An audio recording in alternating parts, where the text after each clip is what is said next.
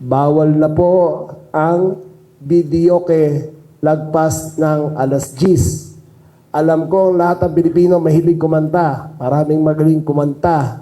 Masarap kumanta basta lalo na barkada. Pero maawa naman kayo sa kapwa nyo at hayaan nyo nang matulog. Pag alas 10, nagbibidyoke pa kayo, o kapitbahay nyo, nagbibidyoke, tumawag pa kayo sa 911 at pupuntahan po ng pulisyan at papatigilin.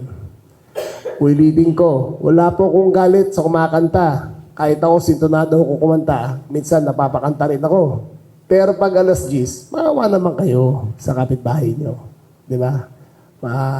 Tayo, pagkunti mo sa YouTube, lahat ng pinakamagaling ng Pilipino nagbibideo ko, pinapakita nila. Pero lagay natin sa oras. Okay, 10 o'clock.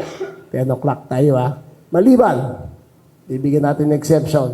Kung fiesta, may barangay permit, nagkakasayahan doon, baka pwede pa. Pero kung araw-araw lang, maawa naman kayo sa mga kapitbahay nyo. May mga bata dyan, matutulog na. May mga bata dyan, kailangan mag-aaral pa, susunod na araw. May mga magulang dyan, alas 8, alas 9, tulog na. Magtatrabaho yan, alas 4, gising na. Matulog naman kayo. Kung ayaw nyo matulog, magpatulog naman kayo. Patulugin yung mga kapitbahay nyo.